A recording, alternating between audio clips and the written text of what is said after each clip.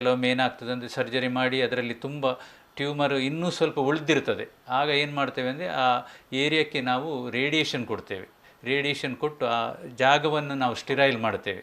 ಅದರೊಟ್ಟಿಗೆ ರೇಡಿಯೇಷನ್ ಕೊಡುವಾಗ ಕೆಲವೊಮ್ಮೆ ಏನು ಮಾಡ್ತೇವೆ ಅಂದರೆ ನಾವು ಅದಕ್ಕೆ ವೀಕ್ಲಿ ಅದು ಸೆನ್ಸಿಟೈಸ್ ಆಗುವ ಹಾಗೆ ತುಂಬ ಉತ್ತಮವಾದ ಫಲಿತಾಂಶ ಸಿಗಲಿಕ್ಕೆ ನಾವು ಕೀಮೊಥೆರಪಿ ಸಹ ಕೊಡ್ತೇವೆ ಒಟ್ಟಿಗೆ. ಇದಲ್ಲದೆ ಮುಂದಕ್ಕೆ ಈ ಕಾಯಿಲೆ ಬರಬಾರ್ದು ಅನ್ನುವಂತಹ ಒಂದು ಉದ್ದೇಶ ಇಟ್ಟುಕೊಂಡು ನಾವು ಇಮ್ಯುನೊಥೆರಪಿಯನ್ನು ಮಾಡುವಂತಹ ಚಾನ್ಸಸ್ ಇದೆ.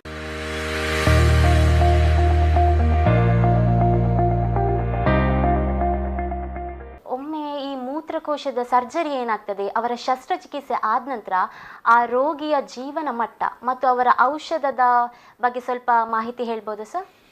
ಈಗ ಮೂತ್ರಕೋಶದ್ದು ಇದು ಶಸ್ತ್ರಚಿಕಿತ್ಸೆಗೆ ಹೇಳುವುದಾದರೆ ಅದರಲ್ಲಿ ವಿವಿಧವಾದ ಚಿಕಿತ್ಸೆಗಳಿವೆ. ಈಗ ನಾವು ಏನು ಹೇಳ್ತೇವೆ, ಖಾಲಿ ನಳಿಗೆಯನ್ನು ಮೂತ್ರಕೋಶಕ್ಕೆ ಹಾಕಿ ಅಲ್ಲಿಂದಲೇ ಟ್ಯೂಮರನ್ನು ತೆಗೆಯುವಂಥ ಒಂದು ವಿಧಾನ ಇದೆ. ನಾವು ಅದನ್ನು TURBT ಅಂತ ಹೇಳ್ತೇವೆ. ಅದು ಅಂದರೆ ಏನಂತೇಳಿ ಒಳಗೆ ಹೋಗಿ ಅದರಲ್ಲಿ ಅರ್ಬುದ ರೋಗವನ್ನು ಅಲ್ಲೇ ಕತ್ತರಿಸಿ ತೆಗೆಯುವಂಥ ಒಂದು ವಿಧಾನ. ಅದರಲ್ಲಿ ಈ ಮೂತ್ರಕೋಶದ ಸೈಜ್ ಎಲ್ಲ ಸೇಮ್ ಇರ್ತದೆ. ಹಾಗಾಗಿ ಏನು ತುಂಬ ರೆಸ್ಟ್ರಿಕ್ಷನ್ ಬರುವುದಿಲ್ಲ ಮುಂದಕ್ಕೆ ಅವನಿಗೆ.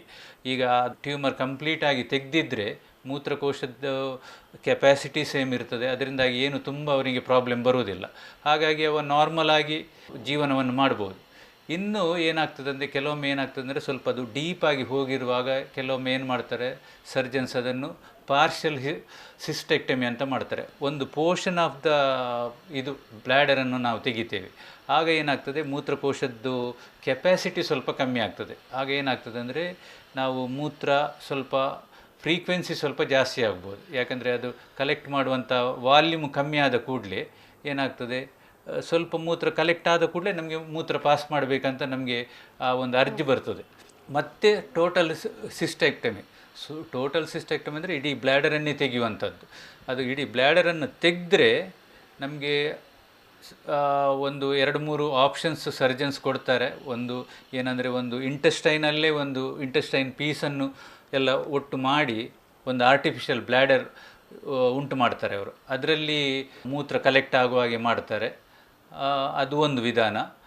ಇನ್ನೊಂದು ವಿಧಾನ ಎಂದರೆ ಐಲಿಯಲ್ ಕಾಂಡಿಟ್ ಅಂತ ಹೇಳ್ತೇವೆ. ಮೂತ್ರವನ್ನು ದೇಹದ ಹೊರಗೆ ತಂದು ಹೊರಗಡೆ ಒಂದು ಬ್ಯಾಗ್ ಹಾಕಿ ಕೊಡ್ತಾರೆ. ಇದೆಲ್ಲ ಇದ್ದರೆ ಸ್ವಲ್ಪ ಏನಂದರೆ ಜೀವನ ಶೈಲಿಗೆ ಸ್ವಲ್ಪ ಪ್ರಾಬ್ಲಮ್ ಆಗ್ಬೋದು.